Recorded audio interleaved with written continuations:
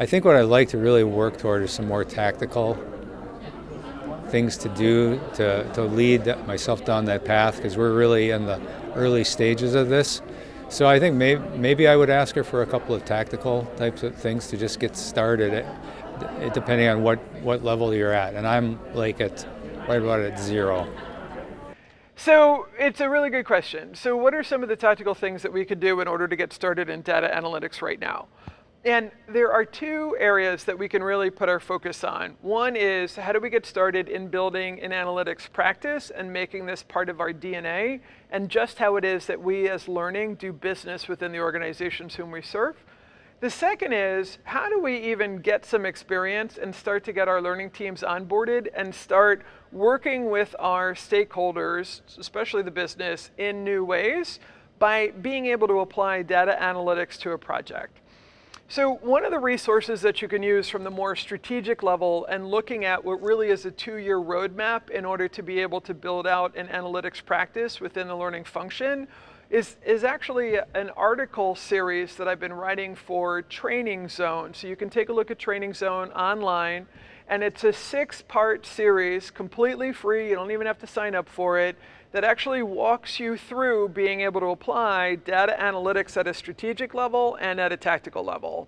And you can go through the article series and either go through it from start to finish, or just pinpoint where in the analytics methodology you currently have a gap that you need some help in order to be able to move that practice forward. So there's at the strategic level. You can also use the Training Zone article series that I've written in order to be able to apply that to a specific project. So let's say that you want to introduce data analytics to a particular learning and performance initiative that you've got coming up. So some other resources that you can use in order to assist you in that, in addition to the article series, would be things like David Basarab's book, Predictive Evaluation. And what I like about predictive evaluation is, number one, predictive evaluation is actually an analytics methodology that David introduced to Motorola University back in 1991. He's since used that methodology around the world with a number of different organizations and has had quite a lot of success in being able to use it as a basis for somewhere familiar for us to get started with, right? How do we start with some data sources and a methodology that might feel familiar to us to some degree or another? Check out predictive evaluation and take a look at that. Another resource would be the Kirkpatrick's. If you take a look at the Kirkpatrick model, and the Kirkpatrick model was always intended, or at least since Jim and Wendy Kirkpatrick have taken over the model since Donald Kirkpatrick's retirement back in 2011, it's been intended to actually start with level 4 with business results and work backwards down to level 1. Now that being said, many of us have perhaps with our teams been working on level 1 evaluations. That's something that's very common in the L&D function around the world. And to be honest, lately, level 1 evaluation forms, otherwise known as smile sheets or happy sheets, have kind of gotten a bad rap. Like, people have been dismissing them, and there's probably not, any kind of information or data on them that makes any sense or can be used in any kind of meaningful way. 2 things with that. Number one is, some of the data that you're collecting is probably a wealth of gold. You've just never thought of it as that. And one of the items that I would take a look closely on that you've probably amassed over a number of years is the qualitative data that you have collected in the comments.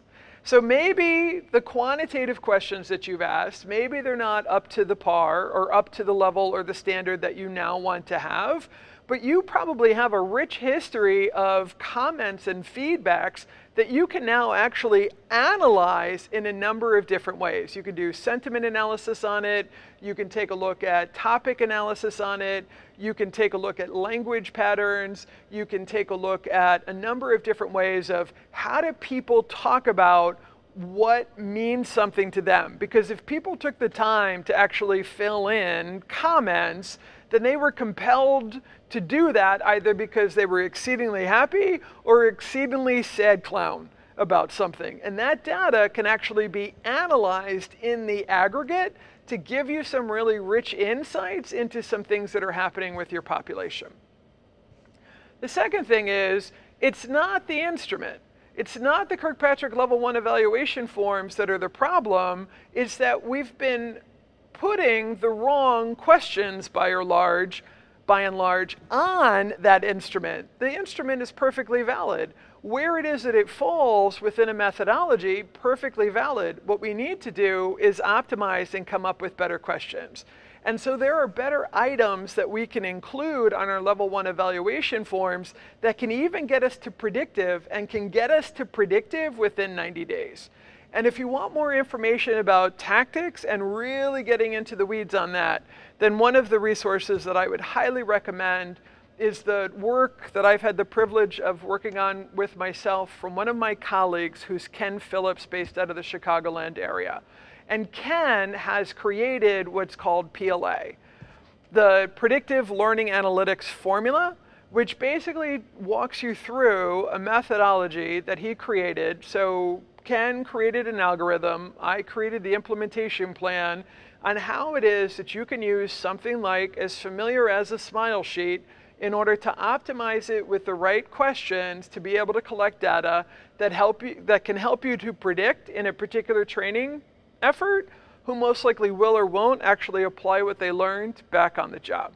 So those are a number of different resources from a very tactical standpoint that we can use at either of those levels, way down in the weeds on being able to apply data analytics to a project, or way up in the strategic stratosphere in being able to build an analytics practice.